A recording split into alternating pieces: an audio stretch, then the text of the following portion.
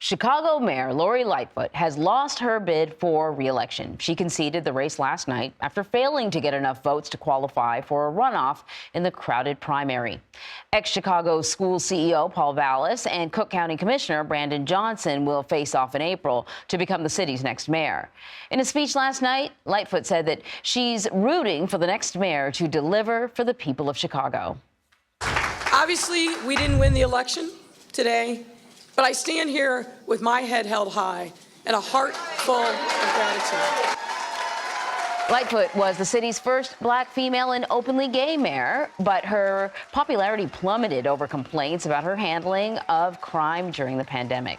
So Ted McClellan is joining us now. He's a contributing editor for Chicago Magazine. So let's talk about this. You know, this is a mayor that I think people around the country know about. She's pretty high profile. She made history with her win, but she was not able to hold on to office. What happened? Well, you know, she had no political experience when she came in, and she didn't really show very good political instincts. She didn't get along with the city council. She picked fights with aldermen and business leaders, the governor's office. She was profane and combative. And as you said earlier, I think the crime issue was big. I mean, not only did murders increase while she was mayor, there was crime in parts of the city that previously thought themselves immune to crime. There was looting and gang murders on the Magnificent Mile, which is, you know, the city's fancy shopping area where we want all the tourists to come and feel safe. So I think it would have been a tough time for anybody to be mayor, but she didn't really seem to have the skills to navigate it. Yeah, you know, as somebody who doesn't live in Chicago, just reading the headlines, that's what pops up. Crime, education. It certainly seemed like, you know, she was at odds with a lot of people in leadership. But then I also recognize that anybody who was mayor during the pandemic was in for a rough ride, I think.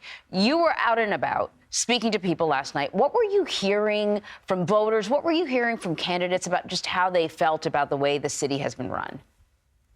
Well, I think they feel like, you know, Paul Vallas, you know, he's kind of a retread candidate. He got 5% of the vote last time. He came back and got 33% of the vote this time, and he's got a tough on crime message. You know, I heard one of his supporters say, "Well, if Vallas doesn't win, I'm moving out of the city because it's all over." You know, wow. He's you know, presenting himself as the man with the last chance to save Chicago, to make Chicago safe again. And Johnson, I mean, it's going to be quite an ideological debate because Johnson is on the completely opposite side of this. He wants to shift some of the duties of police officers, say, to social workers, you know, on mental health calls. So Vallas wants more police, and I think you could say Johnson wants fewer police. And they're on very different sides on education, too. Vallas was the CEO of the Chicago Public Schools. He's been in favor of charter schools. And Johnson was an organizer and a member of the Chicago Teachers Union.